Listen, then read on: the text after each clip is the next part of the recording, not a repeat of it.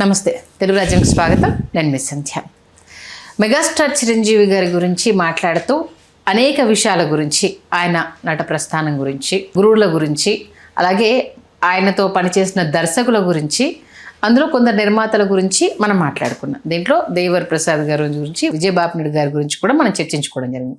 ఇంకా ఈ వరుసలో ఎందరో నిర్మాతలు ఉన్నారు, వాళ్లకు చిరంజీవి గారితో ఎలాంటి అనుబంధం ఉంది తెలుసుకునే ప్రయత్నం చేద్దాం. చరిత్రకారులు, సినీ రాజకీయ విశ్లేషకులు చిల్లగడ్డ శ్రీకాంత్ గారు మనతో ఉన్నారు. ఆయన మాటల్లోనే. శ్రీకాంత్ గారు నమస్తే అండి. నమస్కారం సండి. కోర్స్ ఇంకా చిరంజీవి గారి గురించి చెప్పాలంటే మీకు మాటలు సరిపోవు. స్టార్ట్ చేసామంటే ఎంత టైం అవుతుందో మనకు అర్థమే కాదు. అది మీతో పాటు అంటే నాతో పాటు మీరు చెప్తున్న దానికి మన వ్యూవర్స్ కూడా ఎంత అట్రాక్ట్ అవుతున్నారు అనేది వాళ్ళ వ్యూస్ రూపంలో చూపిస్తున్నారు, కామెంట్స్ రూపంలో చూపించేస్తున్నారు. ఇప్పటికే చాలామంది దర్శక నిర్మాతల గురించి తెలియజేశారు. ఇంకా మోర్ అనుబంధము నిర్మాతలలో వీళ్ళ తర్వాత ఇంకెవరితో చిరంజీవి గారికి ఉంది? మనం నాగేశ్వరరావు గారి గురించి మాట్లాడుకున్నాము. మీకు ఇష్టమైన నిర్మాత ఎవరు? నాకు దేవర ప్రసాద్ గారన్నా, విజయబాపిరెడ్డి గారన్నా నాకు చాలా గౌరవం. ఏడి నాగేశ్వరరావు గారన్నా, ఏడి నాగేశ్వరరావు గారు నేను నాన్నగారనే పిలిచేవాడిని. ఓకే. ఆయన అలాగే నన్ను చూసుకున్నారు. ఏడి నాగేశ్వరరావు గారు కోదండరామిరెడ్డి గారితో చాలా అద్భుతమైనటువంటి అనుబంధం ఉంది. మేమిద్దరం కలిసి సినిమాలకు 100 సినిమాలకు వెళ్ళి ఉంటాం. నేను కోదండరామిరెడ్డి గారు. ఓకే. 10 సంఖ్యలో కాదు, 100 సినిమాలకు కలిసి వెళ్ళి ఉంటాం. ఇది ప్రసాద్ మల్టీప్లెక్స్ కావచ్చు కదా. నాకు చాలా ఇష్టమైన నిర్మాతలు ఏంటంటే, ఆ సమయంలో చిరంజీవి గారితో చేస్తున్నటువంటి నిర్మాతల్లో కేఎస్ రామారావు గారు, టి త్రివిక్రమరావు గారు 3 సినిమాలు చేశారు. కేఎస్ రామారావు గారు, టి త్రివిక్రమరావు గారు, ఇట్లా నాకు వీళ్ళు ఇష్టం. కైకాల నాగేశ్వరరావు గారు 2 సినిమాలు చేసినప్పటికీ ఆయన గురించి మనకు చివరాఖరులో మాట్లాడుకుందాం. కేఎస్ రామారావు గారు ఏంటంటే, ఆయన 20-21 సంవత్సరాల వయసులోనే ఆయన పరిశ్రమకు వచ్చి 1969లో వచ్చారు ఆయన పరిశ్రమకి. ఓకే. కె రాఘవేంద్రరావు గారు తీసుకెళ్ళి సినిమాల మీద ఆయనకున్నటువంటి అనురాగం, అనురక్తి ఏమంటారు వాటిని అన్నీ చెప్పి వాళ్ళ నాన్నగారు ఆయన కేఎస్ ప్రకాశ్రావు గారి దగ్గర ఈయన సహాయ దర్శకుడిగా పెట్టారు. విచిత్ర కుటుంబం, నా కుటుంబం, బందిపోటు దొంగలని ఒక సినిమా, ఎస్వి రంగారావు గారు, జగ్గయ్య గారు, నాగేశ్వరరావు గారు, చాలా బాగుంటుంది. ఆ సినిమాలో కేఎస్ రామారావు గారు సహాయ దర్శకుడిగా పనిచేశారు. చాలామందికి తెలియదు. తర్వాత వాడు నాన్నగారికి ఒంట్లో బాగోలేకపోవడంతో వాడిది టెక్స్టైల్ బిజినెస్. తిరిగి ఆయన విజయవాడకు వెళ్ళిపోయి తిరిగి మళ్ళీ వచ్చి చెన్నైకి వచ్చి ఆయన ఏంటంటే క్రియేటివ్ కమర్షియల్స్ అనేది రేడియో పబ్లిసిటీ ఉండేది. రేడియోలో పబ్లిసిటీ సినిమా గురించి చేయాలంటే ఆ పబ్లిసిటీకి సంబంధించినటువంటి ఆ పబ్లిసిటీని రేడియోలో చేసేటటువంటి వ్యాపారాన్ని ఆయన ప్రారంభించి అట్లా ఆయన పరిచయాలు పెంచుకుంటూ ఆయన మొదట పుట్టన్న కనగళ్ళు అంటే ఆయన బాగా ఇష్టం. కన్నడ దర్శకులు ఆయన సినిమా ఒకటి ఏదో తెలుగులో డబ్ చేశారు కన్నడ నుంచి, అది ఆడలేదనుకున్నా, గుర్తులేదు పేరు. తర్వాత ఏం చేశారంటే భారతరాజు గారు, కమలహాసన్ గారు ఎర్రగులాబీలు చేశారు. పెద్ద హిట్ అది ఎర్రగులాబీలు తెలుగులో.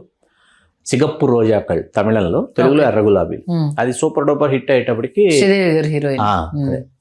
వెంటనే భారతరాజు గారు, కమలహాసన్ గారు చేసింది టిక్ టిక్ టిక్ అని ఒక సినిమా చేశారు. అది బాగా ఆడింది. ముగ్గురు హీరోయిన్లు, రాధా, స్వప్న, మాధవి గారు, ముగ్గురు హీరోయిన్లు. వజ్రాల గురించి అదే బాగుంటుంది సినిమా. 2 హిట్స్, మంచి హిట్స్ అయ్యేటప్పటికి సుహాసిని గారిది నంజిత్ కిల్లాడే అనేది తమిళ సినిమా. అక్కడ మహేంద్రన్ గారు డైరెక్టర్. దాన్ని తెలుగులో మౌన గీతం అని చేశారు. ఓకే. 3 హిట్, వరుసగా 3 హిట్ అయ్యేటప్పుడు ఈయన కొంచెం ఆర్థికంగా ఈయనకి పర్వాలేదు, మనం స్ట్రైట్ సినిమా చేయొచ్చు. మొదటి నుంచి అండి కేఎస్ రామారావు గారు is a very innovative and creative personality. చాలా ఇన్నోవేటివ్, చాలా క్రియేటివ్, వెరీ అప్డేటెడ్ పర్సనాలిటీ అనమాట. దానిలో భాగంగా ఏంటంటే ఆయన రెగ్యులర్ హీరోల వైపు ఆయన దృష్టి వెళ్ళాల. రామారావు గారు రాజకీయాల్లోకి వెళ్ళిపోయారు. చిరంజీవి గారేమో ఉత్తుంగ తరంగంలా ఎగసి దూకి ఒక జలపాతంలాగా చిరంజీవి గారు దూసుకుపోతుంటే చిరంజీవి గారు నొడిసి పట్టుకోవాలి. He is the future of Telugu cinema. Telugu cinema భవిష్యత్తు ఇతనే. Telugu cinema care of address Chiranjeevi. Telugu cinema కమర్షియల్గా మరిన్ని ఎత్తులకు ఎదగాలంటే చిరంజీవి అనే అతను ఖచ్చితంగా దీనిని పటాపంచలు చేసేటటువంటి హీరో చిరంజీవి అని బలంగా నమ్మి కేఎస్ రామారావు గారు ఏం చేయాలి, చిరంజీవి గారితో అందరూ అప్పటికన్నీ ఏంటేంటో ప్రయోగాలు, న్యాయం కావాలి, చట్టానికి కోడి లేవు, శుభలేఖ, టింగురంగడు, ఇదని కాదు అదని కాదు అనమాట. చాలా జానర్స్ చిరంజీవి గారు కూడా చేసేసినటువంటి సమయంలో చిరంజీవి గారిని అసలు ఇలా కాకుండా చిరంజీవి గారిని నేను ఇంకొకలా చూపించాలి అని చెప్పి ఆలోచించి అప్పుడు అభిలాష్ నవల ఆంధ్రజ్యోతిలో వస్తుంది వారపత్రికలో. ఓకే. యండమూరి వీరేంద్రనాథ్ గారు రాస్తున్నారు. అభిలాష్ నవల ఎవరెవరు చదువుతున్నారు ఆ సమయానికంటే చిరంజీవి గారు అమ్మగారు చదువుతున్నారు, అంజనాదేవి గారు. కోదండరామిరెడ్డి గారి వైఫ్ భారతి గారు చదువుతున్నారు. కేఎస్ రామారావు గారి వైఫ్ ప్రమోద గారు చదువుతున్నారు. వీళ్ళందరూ చదువుతుంటే ఈ యండమూరి వీరేంద్రనాథ్ గారు ఏం చేశారు, చిరంజీవి గారి యొక్క సక్సెస్ ఒకవైపు నుంచి చూస్తున్నటువంటి వాడు యండమూరి వీరేంద్రనాథ్ గారు కూడా. అప్పటికి మంచు పల్లకైన సినిమాకి సంభాషణలు వీరేంద్రనాథ్ గారు రాశారు చిరంజీవి గారి సినిమాకి. ఈ అభిలాష నవలలో హీరో పాత్ర పేరు చిరంజీవి. ఓకే. దాంతో వీళ్ళు చిరంజీవి గారిని ఊహించుకొని చదువుతున్నారు నవల.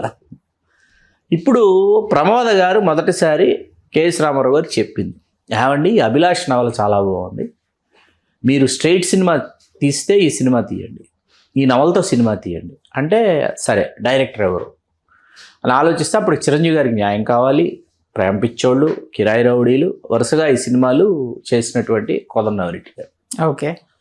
కోదండరామిరెడ్డి గారు చిరంజీవి గారిని చూపిస్తారు. ఇప్పుడు కెమెరామెన్ ఎవరు అంటే శుభలేఖ చేసిన లోక్ సింగ్, తర్వాత ఇళయరాజా గారు. చాలామంది ఇళయరాజా గారి ఫస్ట్ స్ట్రైట్ ఫిల్ము సీతాకోకచిలక అనుకుంటారు, కాదు. ఫస్ట్ స్ట్రైట్ తెలుగు ఫిల్మ్ అభిలాష.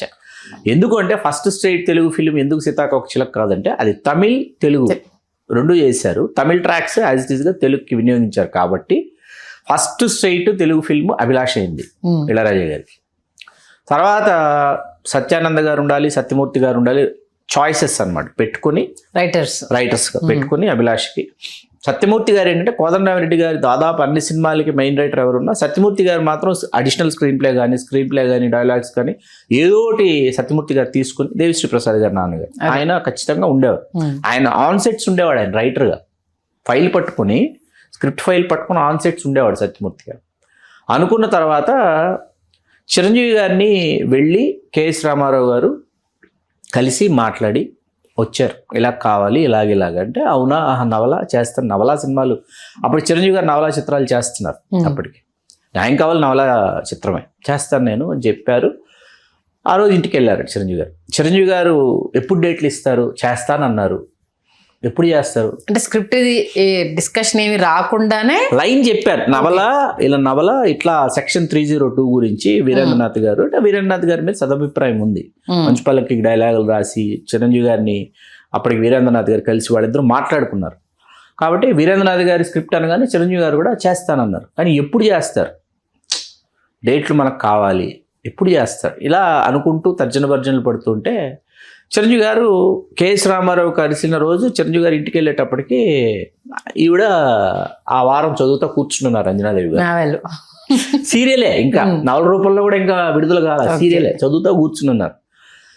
ఎంత దీక్షగా ఈవిడేంటి అసలు ఈ మధ్య మా అమ్మ అసలు మాట్లాడితే ఆంధ్రజ్యోతి వారపత్రిక అసలు వదిలిపెట్టకుండా చదువుతుందని చిరంజీవి గారు స్నానం చేసి వచ్చి, ఏంటమ్మా ఇప్పుడు చూసిన ఆంధ్రజ్యోతి వారపత్రిక పట్టుకుని కూర్చుంటున్నాం ఈ మధ్య అంటే, ఏం లేదు శంకరబాబు, ఇంట్లో చిరంజీవి గారిని శంకరబాబు అని పిలుస్తాను, నీ పేరు పెట్టి వీరేంద్రనాథ్ సీరియల్ రాస్తున్నాడు అంటే, చిరంజీవి గారు నా పేరు పెట్టి సీరియల్ రాయడం ఏంటంటే, హీరో పేరు నీ పేరే చిరంజీవి, అభిలాషం చాలా బాగుంది, ఉరిశిక్ష గురించి నీ పేరు ఉండటంతో నిన్ను ఊహించుకొని చదువుతున్నాను, భలే ఉంది, ఇది కానీ ఎవరైనా నీ దగ్గర నీతో సినిమా తీస్తానని వస్తే వదిలిపెట్టద్దు అన్నారు ఆవిడ.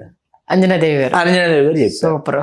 చెప్పేటప్పటికి ఓహో వీళ్ళు ఇందాక వచ్చి కలిసి వెళ్ళారు దీని గురించే, వెంటనే కబురు పెట్టేసి నెక్స్ట్ ఇమ్మీడియట్ డేట్స్ ఇస్తే దీన్ని కొత్తగా ఎలా తీయాలి, మళ్ళీ కేఎస్ రామారావు కొత్తగా ఎలా తీయాలి అని చెప్పి, మీరు ఇవాళకి అండి, ఎందుకంటే అప్పటికే చాలా మంది పాఠకులు చదివేసి ఉన్నారు కాబట్టి చదివేసి ఉన్నప్పటికీ మీకు ఇక్కడ ఏంటంటే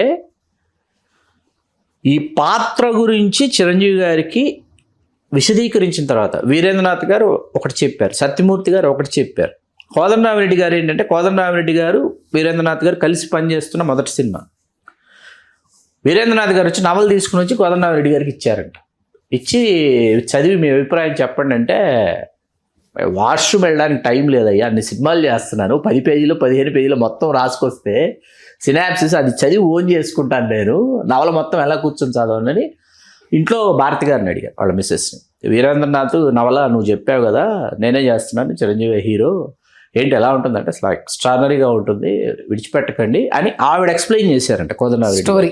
ఇలాగ ఉంటుందని భారతి గారు చెప్పిన తర్వాత సినాప్సిస్ తీసుకొచ్చిన తర్వాత అది చదివి ఓన్ చేసుకుని సత్యమూర్తి గారు సత్యానంద్ గారు కూడా అందరూ కూర్చుని దానికి ఒక తుదిరూపం ఇచ్చి, మీకు ఇవాళకి సినిమా మొత్తం తీసుకుంటే అండి ఎంటైర్ ఫిల్మ్ ఒకసారి అభిలాష్ తీసుకుంటే చిరంజీవి గారి పెర్ఫార్మెన్స్ చూసిన తర్వాత చిరంజీవి గారికి చాలా అవార్డ్స్ వచ్చాయి. ఆ సినిమాకి వంశీ బర్క్లీ అని చాలా అవార్డ్స్ వచ్చాయి చిరంజీవి గారికి.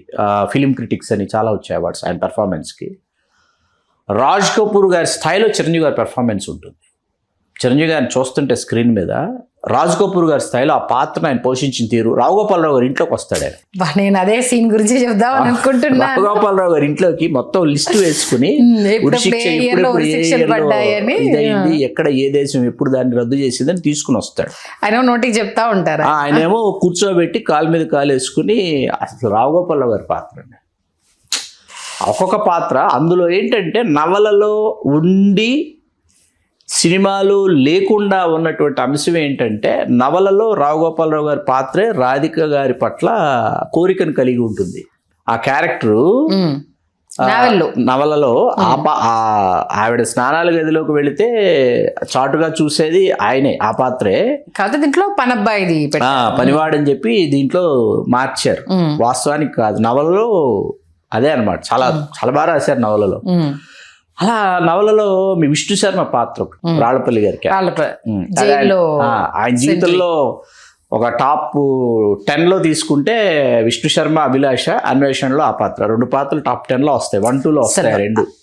ఉరిశిక్షను ఆయనకు పడిపోతుంది అన్నప్పుడు రాధిక గారికి చెప్పాలనేసి అని రియలిస్టిక్ గా పరిగెత్తడం సీన్స్ అవి, ఆ ఫోన్ సంభాషణ, అది అసలు ఎలా గురుగారు రేపు ఇంకా సేపట్లో ఉరిశిక్ష పడుతూ ఉంటే ఇంత సంతోషంగా మీరు ఎలా ఉండగలిగారు నాకు అర్థం కావట్లేదు అనేసి అని ఉన్న ఆ ఉరిశిక్ష పడుతుందన్న టైంలో చాలా రసోత్తరంగా రాళ్లపల్లి గారిదే ఉంటుంది. జైలుకి వెళ్ళిన తర్వాత జైలుకి తీసుకెళ్ళిన తర్వాత చిరంజీవి గారి మీద డాన్స్ బిట్ ఉంటుంది. సాంగ్ కాదు, డాన్స్ బిట్. ఆయన డాన్స్ చేస్తాడు ఏది జైల్లో. అవును. అసలు ఆ ఎనర్జీ లెవెల్స్ ఏంటో, ఆ డాన్సింగ్ స్కిల్స్ ఏంటో, ఆ చిరంజీవి గారి ఎక్స్ప్రెషన్స్ ఏంటో ఇవాళకి ఎంత క్యూట్గా ఉంటాయంటే నన్ను ఇంక జైలుకి తీసుకొచ్చేసారు, నాకు ఉరిశిక్ష చేయబోతున్నారు అని డాన్స్ చేస్తుంటాడు ఈయన. అవును. తోటి ఖైదీలతో. ఇవన్నీ సన్నివేశాలన్నీ ఒక ఎత్తు. చిరంజీవి గారి క్లైమాక్స్ లో చిరంజీవి గారు డైలాగ్స్ చెప్పేటటువంటి సన్నివేశం ఒకటి ఒక ఎత్తు. అది అంటే దాని ముందు ఎంట్రీ ఇచ్చినప్పుడు పార్టీకి వేరే చిరంజీవి వస్తారు కదా, ఆ సీన్ గురించి ఒక్కసారి. ఎందుకంటే సన్నివేశమే ఆయన తాగేసి ఉంటారు, ఆవేశంలో బ్యాక్గ్రౌండ్ లో ఆయన చెప్పాలనుకుంటున్నది అంతా రావుగోపాల్ గారు మాట్లాడతారు. అది తర్వాత సన్నివేశం. ముందు రోజు రాత్రి, తర్వాత అది మరుసటి రోజు మా ఉదయం సన్నివేశం. ముందు రోజు పార్టీకి వచ్చి రాధిక గారికి పరిచయం అయ్యే సన్నివేశం అది. ఆ పరిచయమైన సన్నివేశం ఏంటంటే ఆయన తాగేసి టబ్లో దిగి వెలుపలికి వచ్చిన తర్వాత ఆవిడ వస్తారు. అవును. వచ్చిన తర్వాత ఏంటంటే నేను ఈ గదిలోకి రావడం, మీరు బట్టలు మార్చుకోవడం, ఈ యాద్ అంటే యాదృచ్ఛికం, రాదు యాదృచ్ఛికం ఉంటుంది. అదే చెప్పబోతున్నాను. ఎంత క్యూట్ గా ఉంటుందంటే ఆ వాటర్ మొన్న పైన దాన్ని షవర్ అది ఊడిపోవడము, కోట ఎంత తడిసిపోవడము, అసలు ఎక్కడ ఏముందో తెలుసుకోకుండా అయోమయం, ఆ గందరగోళము అనేది. అంటే ఇంకా అద్భుతం ఏంటంటే అండి, ఈ సీన్ ముందు సీన్ ఏంటంటే ఆ పార్టీలోకి వస్తాడు ఈయన.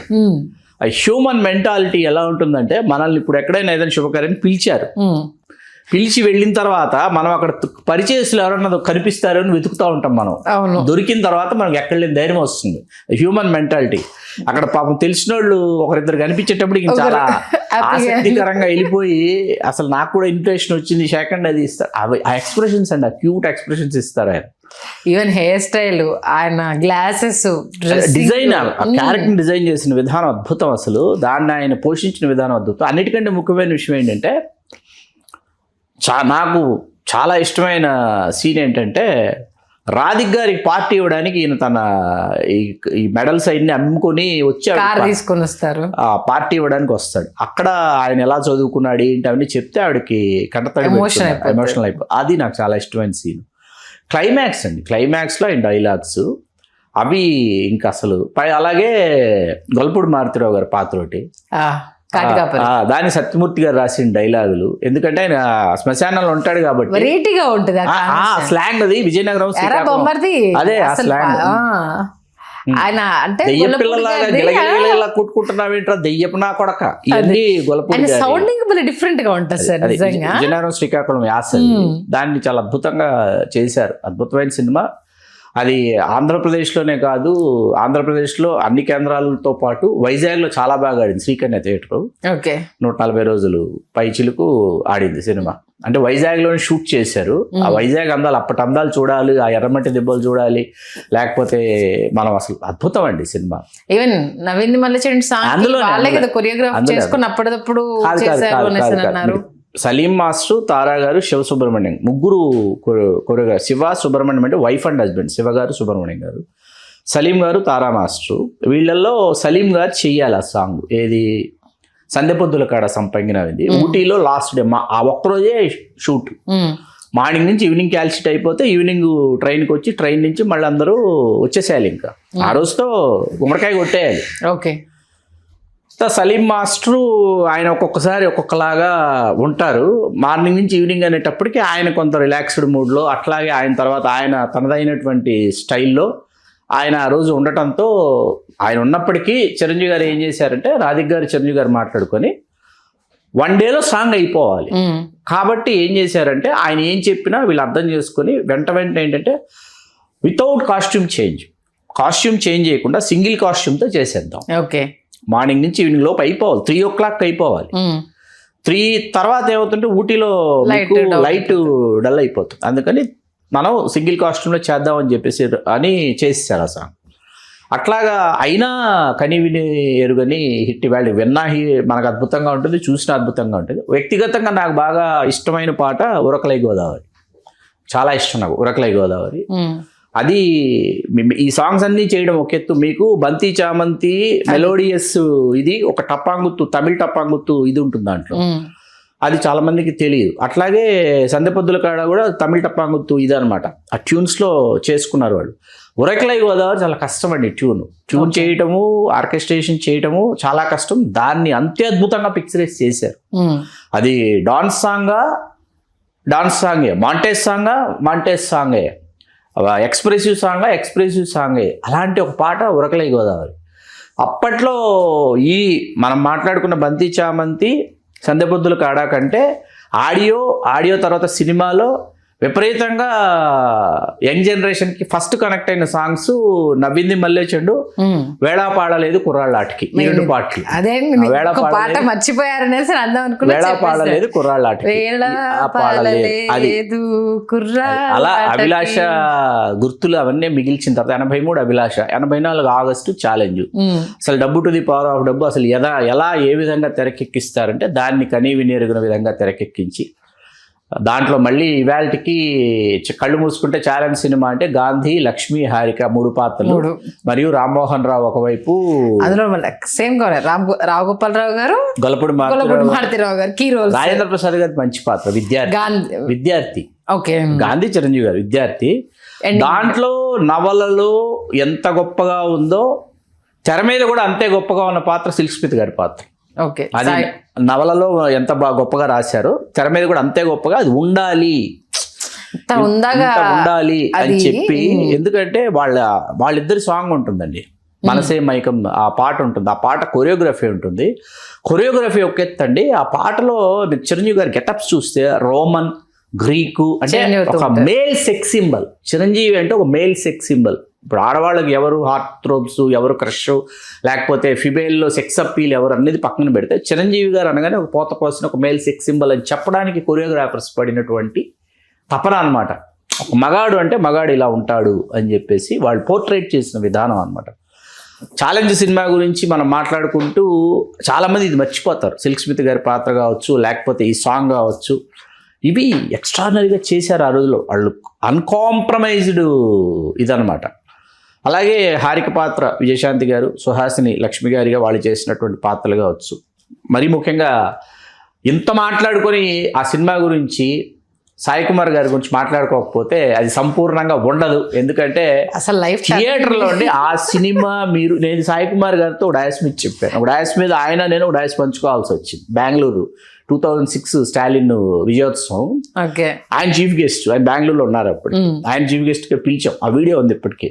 పిలిచి అసలు థియేటర్లో ఆ సన్నివేశం వచ్చి ఆ 500 కోసం గాంధీ సతమతం అయిపోయే సమయంలో సాయి కుమార్ గారి పాత్ర ఎక్స్క్యూజ్ మీ సార్ లోపలికి వస్తే చిరంజీవి గారు నువ్వా ఏంటి ఇప్పుడు వచ్చావు, తర్వాత మాట్లాడతాను, ఇప్పుడు నేను చాలా ఒత్తిడిలో ఉన్నాను అంటాడు చిరంజీవి గారి తల పెట్టుకుని. సాయి కుమార్ గారు, కాదు సార్, ఆ రోజు నేను మీ దగ్గర నుంచి మోసం చేసి మీ దగ్గర నుంచి 500 తీసుకున్నాను, స్టోరీ అది మీరు సంపాదించినటువంటి డబ్బులు, మీ తెలివితేటలతో మీరు సంపాదించినటువంటి డబ్బులు అవి, 500 మీకు తిరిగి తీసుకొచ్చి ఇద్దాం అనుకున్నానని చెప్పి తిరిగి తీసుకొచ్చేస్తే చిరంజీవి గారు ఒక ఎక్స్ప్రెషన్ ఇస్తారు. ఆ ఎక్స్ప్రెషన్కి ఇళరాజా గారు ఇచ్చిన బీజిఎం అండి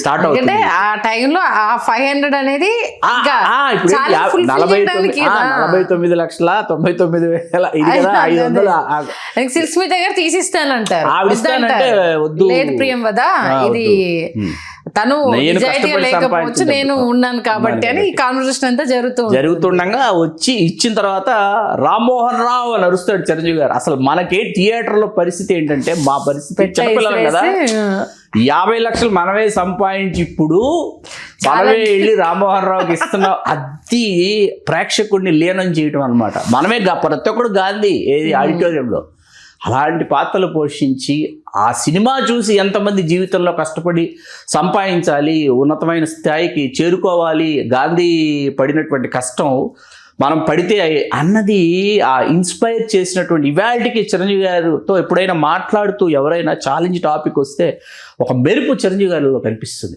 ఛాలెంజ్ గురించి రాగానే ఒక మెరుపు అనమాట. ఆ తర్వాత ఏం సినిమా చేస్తారు కేఎస్ రామారావు గారు అని చిరంజీవి గారితో అందరూ ఎదురు చూస్తే అది రాక్షసుడు.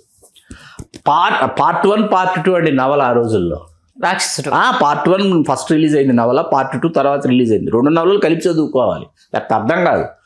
చదువుతున్నప్పుడు చాలామంది పాఠకులకి ఏంటి, ఇది సినిమాగా తీస్తారా, తీస్తే అలా తీస్తారు. ఎందుకు అంటే అడవిలో వాళ్ళని బంధించుంటారు, వాళ్ళు ఎక్కడికి వెళ్ళడానికి లేదు, కుక్కలు కాపలా, వాళ్ళు ఎక్కడికైనా వెళ్ళాలంటే కాల్చి పారేసే గాడ్స్. దాంట్లో అసలు ఎలా, హౌ ఇస్ ఇట్ పాసిబుల్, ఆ వంకచక్ర రామూర్తి ఎవరు ఏంటి. నవలలో హీరోకి పేరు ఉండదండి, అతడు అనే మొత్తం నవల ఉంటుంది. అందుకే సినిమాలు ఎక్కడా మీకు చిరంజీవి గారి పేరు ఇది రివీల్ చేయాల, పురుష అని పిలుస్తుంటుంది రాధా గారు. మన కన్నడ ప్రభాకర్ గారు ఏమో జీకే పెంపుడు కొడుకొని ఆయన పిలుస్తూ ఉంటాడు. ఇట్లా రకరకాల పేర్లతో చిరంజీవి గారిని పిలుస్తారు. ఆ సినిమా అంతా ఎన్నిసార్లు చూసామని అడక్కడి ప్లీజ్ దయచేసి. పక్కన పెడితే కోదండరామిరెడ్డి గారిని అడిగాను ఒకరోజు, సార్ ఇది మళ్ళీ ఇది రాని రోజుకు ముందు ఒక సీన్ ఉంటుంది సార్, ఆ సీను ఎలా చేశారంటే నీకు గుర్తుందా ఆ సీన్ అన్నాడు. ఇలా వేలెత్తి గుర్తుందా నీకు అంటే గుర్తుంది సార్ అన్నాడు. ఏంటి చెప్పు అన్నాడు.